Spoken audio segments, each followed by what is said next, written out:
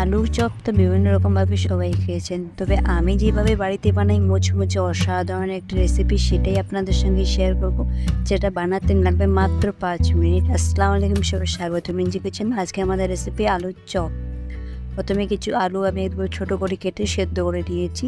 আলুর মতো খোসা ছাড়িয়ে নিয়েছি। এটা গ্রেটারে ছোটো ফুটো দিয়ে আলুগুলো গ্রেট করে নিয়ে নেব।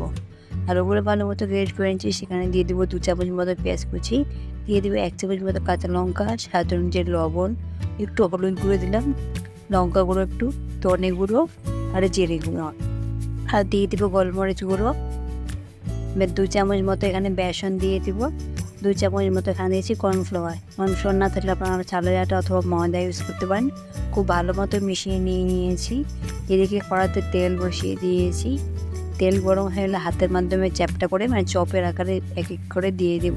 তেলটা কিন্তু খুব পর্যায়ে গরম করতে হবে এবং চপগুলো দেওয়ার সময় মিডিয়াম করে দিতে হবে। মিডিয়াম টু লো আছে চপগুলো সব একে একে ভেজে নিয়ে নেব।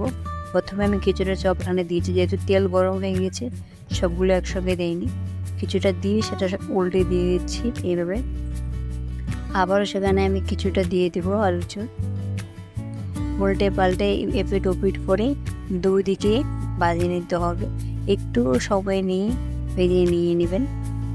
এভাবে একদিক লাল হয়ে গেলে উল্টে দিয়ে দিবেন। যখন পুরো কালারটা ঠিক এই পর্যায়ে আসে আলু চপগুলো তুলে নিয়ে নেব তেল ছাড়িয়ে। বাকিগুলো আমি সেম প্রসেসে ভেজে নিয়েছি। এবার গরম গরম সসের সঙ্গে চায়ের সঙ্গে সার্ভ করুন। দেখুন কতটা মুচমুচে হয়েছে এবং কতটা সফট। ভিডিওটি ভালো লাগলে লাইক করুন, শেয়ার করবেন, চ্যানেলটি সাবস্ক্রাইব করতে একদমই ভুলবেন না।